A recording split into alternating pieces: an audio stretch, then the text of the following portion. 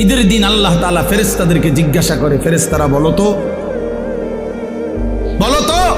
ওই ব্যক্তির প্রতিদান কি হইতে পারে যে তার পরিশ্রম, তার হুকুম, তার মনিবের আদেশ পূর্ণ আদায় করছে, যেই কর্মচারী তার কর্ম ঠিক মতো 100 পালন করছে, তো এখন তার বিনিময় কি হইতে পারে?